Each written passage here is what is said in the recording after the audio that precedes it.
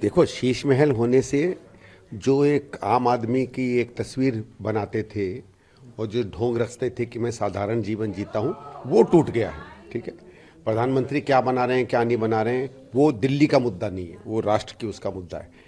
हम भी उस तरीके की कोई आलीशान घर के साथ में नहीं है, लेकिन उसके कोई डिटेल हमारे पास नहीं है। लेकिन केजरीवाल को एक चीज़ पता होनी चाहिए, ये जिन वायदों से आए थे और जो तस्वीर अपनी बना कर आए थे कि मैं आम आदमी हूँ, मैं साधारण जीवन जीऊँगा, मैं बंगले घर नहीं लूँगा, ये कम से कम और किसी ने नहीं किया। तो ढोंग तो आपने रचा था, सवाल आपके ढोंग पर है, आपकी विलासिता, आपकी अय्याशी, आपकी मौज मस्ती, किस तरीके के घर आपने बनाया वो तो अपने में सवाल है ही।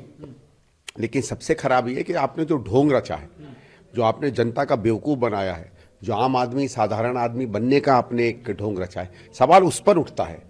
और कोई हिम्मत नहीं है केजरीवाल की किसी चीज़ का जवाब देने की। और बीजेपी इन दोनों की आदत है एक दूसरे पर कीचड़ उछेलते रहो।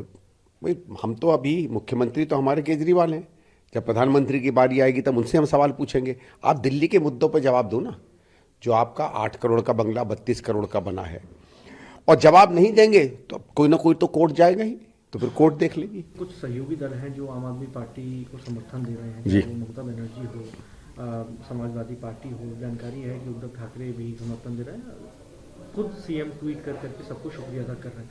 आपको लगता है कि ये इम्पैक्टफुल होगा? देखो साहब, ऐसा है, ये एक चीज़ तो इंडिया गठबंधन लोकसभा के लिए है, ठीक है, और उसका कोई विधानसभा से लेना देना नहीं है। और सपा या तृणमूल का दिल्ली में क्या असर है, मतलब जैसे कल को मैं आपसे कहूँ कि ऑस्ट्रेलिया के इलेक्शन में मैं एक पक्ष को सपोर्ट कर रहा हूँ, तो जितना मेरा इम्पैक्ट ऑस्ट्रेलिया में पड़ेगा उतना ही समाजवादी पार्टी तृणमूल का दिल्ली में पड़ेगा। मतलब वो समझ रहे होंगे कि उनके ऐलान करने से दिल्ली थर्रा गई है और चुनाव एक तरफा हो जाएगा, तो हो सकता है। भाई, ख्याली पुलाव तो बड़े बड़े नेताओं भी पाल सकते हैं। चुनाव आयोग को बार बार जो है सीएम आतिशी चिट्ठी लिख रही हैं कि भैया मिलने का समय दीजिए, आपको मिलने से ऐतराज़ क्यों है। आज भी उन्होंने एक पत्र लिखा कि बहुत बड़ा मसला है, हमें बात करनी है, मुलाकात का समय दीजिए। कैसे आप उनके इस कदम को देखते हैं? भाई देखिए, आतिशी जी ने कुछ समय पहले तो खबर आई थी कि धमकाया था अधिकारियों को। इलेक्शन कमीशन के एक अधिकारी ने खुद कहा है कि इन्होंने मुझे धमकाया, इन्होंने मुझसे गलत काम कराने की। तो आतिशी जी क्या उसके लिए कुछ सफाई देने जा रही हैं? मेरा तो यह है कि आप अपनी ही सरकार के और अपने ही इलेक्शन कमीशन के अधिकारियों को धमका रहे हो। ठीक है, आपको क्या मिलना है क्या नहीं मिलना मिलिए, और इलेक्शन कमीशन को भी पार्टी डेलीगेशन से मिलना चाहिए। इलेक्शन कमीशन नॉर्मली मुख्यमंत्री से नहीं मिलता है, पार्टी डेलीगेशन से मिलता है।